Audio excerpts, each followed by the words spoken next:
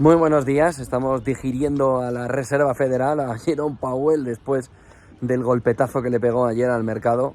Ya empieza a ser habitual que incluso con movimientos de 50 puntos básicos, las dudas sobre cómo va a ser el movimiento más allá de 2023 empiecen a causar un temor importante en el mercado. Hoy vamos a ver Banco Central Europeo, vamos a ver también Banco de Inglaterra, pero la reflexión importante debería estar hoy en el entorno de hasta qué punto no nos están llevando a una recesión larga y profunda, y que no hay otro camino, que no hay otra alternativa. Lo que pasa es que tampoco va a salir Powell en la jornada de ayer a decir directamente en plan salvaje, más allá de lo que ya está haciendo con medidas puntuales sobre el movimiento o con el golpe a los mercados. No va a salir diciendo directamente que va a llevar toda una recesión, aunque empieza a decirlo de una manera así coquetilla, ¿no? Muy Powell, muy, miren, pum, aquí os dejo una, ¿no? Vamos a ver hoy Banco Central Europeo y vamos a ver China, pero piensen en una cosa, hay que abrocharse el cinturón. La clave fundamental ahora mismo está en que esto, aunque no se perciba, porque solo tienen que ir a hacer las compras de Navidad, solo tienen que acercarse a ver cómo las ventas minoristas en Europa no están reflejando todavía el impacto, solo tienen que ver cómo los datos de inflación, que no reflejan una inflación acumulada, dan un dato puntual, nos dan la sensación de que la inflación va a menos. Sigue subiendo. De tal manera que el inversor ahora mismo está jugando a dos aguas. Una, este rally de fin de año, que estamos viendo, que va cogiendo forma, que va implantando movimiento alcista, y el trasfondo. Y el trasfondo ahora mismo es de abrocharse el cinturón. De la que viene encima es muy, muy seria. En cuestiones distintas, no solo ya en lo financiero, no solo ya en lo bursátil. Mire, piensen varias cosas.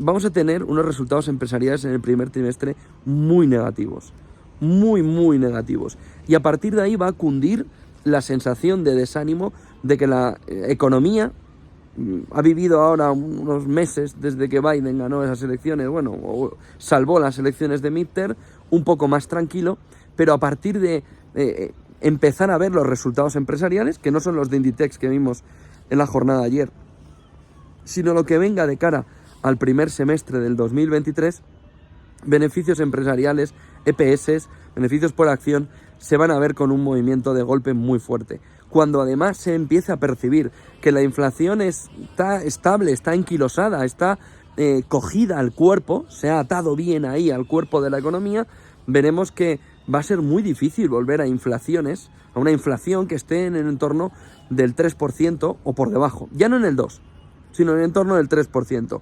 Si cuentan además que hay una presión salarial importante al alza, que hay un ahorro embalsado importante que sigue tirando del consumo, y si cuentan además que no tenemos toda la fotografía todavía de China y la salida de su economía, es decir, del movimiento de COVID-0, de ir dejándolo atrás por parte de la economía china, tengan ahí otra de las claves. Hemos conocido hoy ventas minoristas lamentables, menos del 5% en China, de tal manera que la última esperanza que queda, que es una China remontando muy fuerte para tirar del comercio internacional, y una vez que el comercio internacional ya esté despuntando con fuerza, veamos de qué manera el conjunto de la economía puede ir reflotando. Si China también nos flaquea en esa fotografía, con Europa muy impactada, todavía sin todo el conocimiento de lo que va a ser el invierno para el conjunto de Europa, con una clase política europea que no está preparada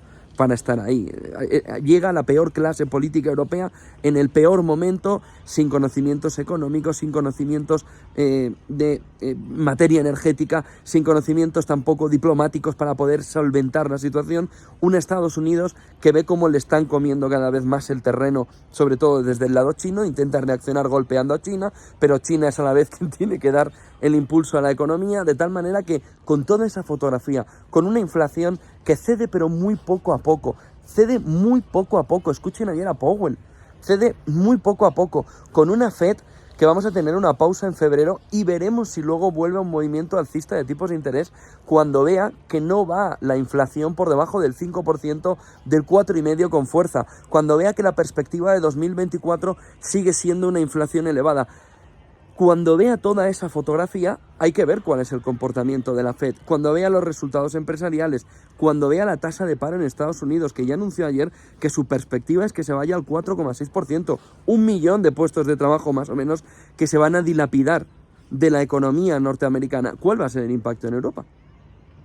Si en Estados Unidos la tasa de paro se va a ir prácticamente un 1%, un 0,9% arriba, ¿qué espera España? ¿Que no ha hecho las reformas estructurales necesarias? ¿A qué esperan los fondos europeos a empezar a moverse en el conjunto, no solo de España, sino del conjunto europeo? ¿Dónde está el tope al gas? ¿Se va a hacer tope al gas? ¿Dónde están las compras conjuntas? ¿Dónde están las emisiones conjuntas? Es que Europa llega al invierno, llega a estas nubes que ven atrás, sin haber hecho los deberes otra vez. Y China, que parecía en las últimas semanas que podía ser ese salvavidas que le puede dar el impulso al conjunto de la economía, tampoco está jugando a ser ese salvavidas por sus propios problemas internos, que son una demanda interna bastante débil y una política de COVID-0 que es muy difícil salir de ella con fuerza. Por lo que reflexionen de cara al 2023 en capítulo de inversión. Si tenemos unos beneficios por acción disminuyendo, si tenemos unos movimientos también del mercado, que el primer trimestre va a ser muy complicado, y si tenemos unos bancos centrales que siguen con la perspectiva de seguir subiendo tipos de interés, ahora mismo lo que hay que plantearse es hasta qué punto el inversor no tiene que volver a estar recogiéndose para esperar a ver de verdad qué está sucediendo, porque no está nada claro en el discurso de Powell ayer lo que de verdad tiene en la cabeza la Fed a medio y largo plazo, más que golpear al conjunto de la economía hasta llevarla a la recesión, y con la recesión el final de la caída de la inflación hacia el entorno del 2% a finales o a mitad, como muy pronto, del 2024.